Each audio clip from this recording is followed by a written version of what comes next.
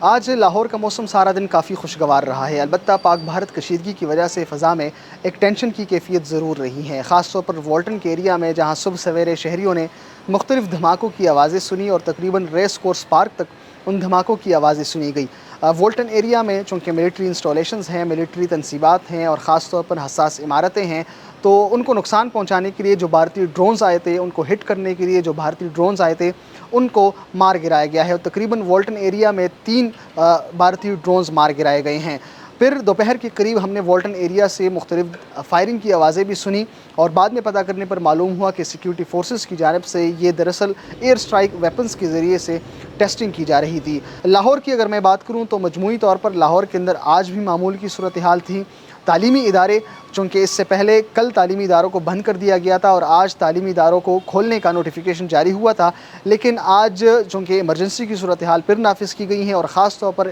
Drones کی development اور پیش رفت کے بعد پنجاب حکومت نے پھر سے اعلامیہ جاری کیا ہے کہ کل یعنی ہفتے اور جمعے کے روز پنجاب بھر میں تعلیمی ادارے بند رہیں گے۔ دوسری جانب سیف سٹیز اتھارٹی کے ترجمان کے مطابق پورے صوبے میں جو سرویلنس ہے سیف سٹیز اتھارٹی کیمروں کے ذریعے سے وہ بھی کی جا رہی ہے۔ لاہور کے اندر جس طرح سے پاکستان کے اندر رات یہ اطلاعات آ رہی تھی کہ 10 سے 11 بجے کے درمیان یا 10 سے 11 بجے تک 12 بجے تک پاکستان کے اندر بلیک آؤٹ ہوگا، اور پھر بعد میں ایک ویڈیو بھی سوشل میڈیا پر دیکھی گئی جس میں سے ایک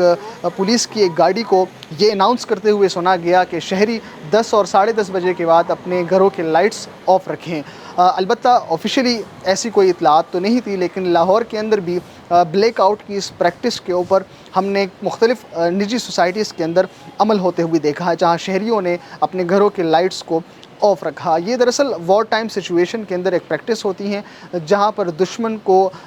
جو ان کا ہدف ہوتا ہے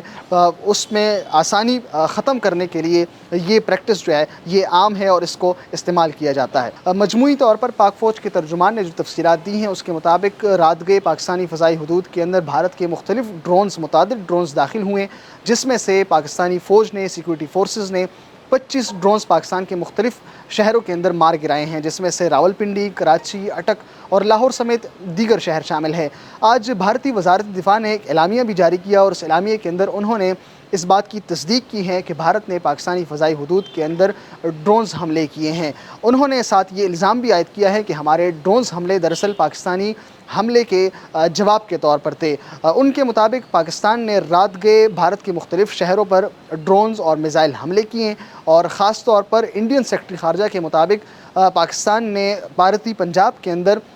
سکھ کمیونٹی کے مذہبی عبادت گاہوں کو نشانہ بنایا ہے۔ انڈین وزارت دفاع کے مطابق پاکستان کی جانب سے مبینہ طور پر ان حملوں میں 16 جو بھارتی شہری ہیں ان کی ہلاکت ہوئی ہے۔ دوسری جانب پاکستان ان تمام دعووں کی اور ان الزامات کی سختی کے ساتھ تردید بھی کر رہا ہے۔ پاکستان نے یہ دعویٰ بھی کیا ہے کہ انہوں نے جو ڈرونز مار گرائے ہیں وہ دراصل اسرائیلی میڈ ہیروپ نامی ڈرونز تھے۔ ہیروپ نامی ڈرونز اس وقت پوری دنیا میں تقریباً 5 ممالک کے پاس ہے، جس میں سے بھارت بھی شامل ہے،